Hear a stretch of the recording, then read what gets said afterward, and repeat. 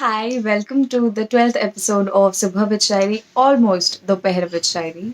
आज मैं आपको सुनाने वाली हूँ केदारनाथ सिंह जी की एक कविता। It will be followed by my interpretation of the poem as always. लिखी ये केदारनाथ जी ने है, लेकिन कहीं ना कहीं ये कविता से मैं सहमत भी हूँ और असहमत भी हूँ, and I will tell you why after I read this poem to you. इस कविता का नाम है मुक्ति। मुक्ति का जब कोई रास्ता नहीं मिला, मैं लिखने बैठ गया हूं।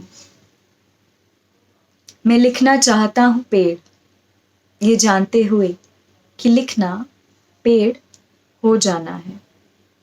मैं लिखना चाहता हूं पानी, आदमी, आदमी।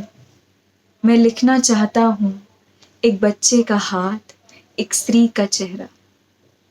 मैं पूरी ताकत के साथ शब्दों को फेंकना चाहता हूं आदमी की तरफ, ये जानते हुए कि आदमी का कुछ नहीं होगा। मैं भरी सड़क पर सुनना चाहता हूं वह धमाका जो शब्द और आदमी की टक्कर से पैदा होता है, ये जानते हुए कि लिखने से कुछ नहीं होगा। मैं लिखना चाहता हूं।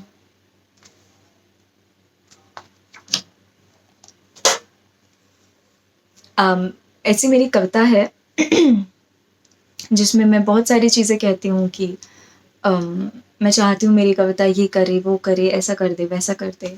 और उस कविता को सुनने के बाद Geet Chaturvedi ji, who I had the honour of reciting in front of, उन्होंने मुझसे कहा कि अनूर्वी, कविता कुछ नहीं कर सकती है। It is not serve any purpose, any utility. And मैं उनकी बात से सहमत भी हूँ और असहमत भी हूँ, क्योंकि मैं जानती हूँ कि कविता कुछ कर नहीं सकती है। You can not expect poetry to change the world. It doesn't do anything as such. वो बस है, वो बस हमारे एक्सप्रेशन का एक ज़रिया मात्र है।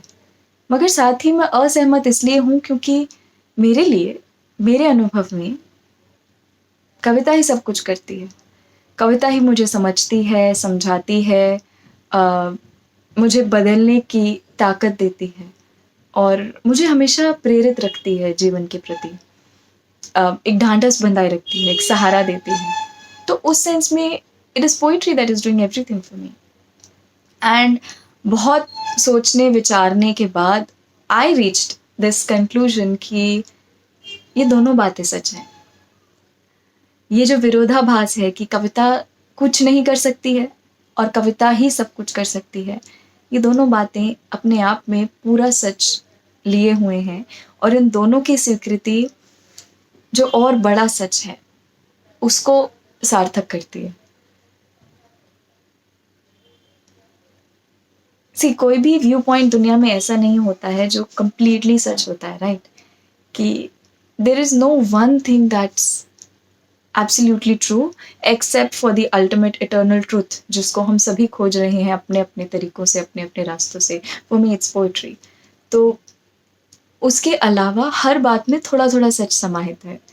तो इन दो बातों में भी अपनी अपनी सच्चाई है, और इन दोनों को स्वीकार कर लेना मुझे और क्यूरियस बनाता है और सीकर बना देता है मुझे, कि मुझे और इस ही कॉन्ट्रडिक्शन में रहना है। और ये जो खिंचाव है ना, ये आई थिंक मेरे व्यू पॉइंट को खोल के और बड़ा कर देगा, एंड शायद दुनिया को थोड़े और बेहतर नज़रिए से मैं देख पाऊँगी।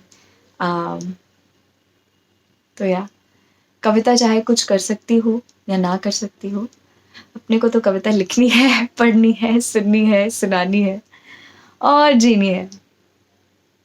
तो बस आपको कंफ्यूज करने के लिए मैं माफ़ी नहीं चाहती हूँ, क्योंकि कंफ्यूजन से ही क्यूरियोसिटी निकलती है, क्यूरियोसिटी से ही खोज का जन्म होता है, और खोज से ही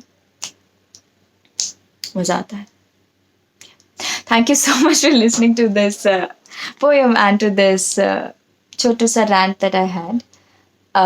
I will see you day after tomorrow morning with a new poem from Kedarnath Singh Ji. That was all from me and Kedarnath Ji's diary. Until parso subha, stay and shine.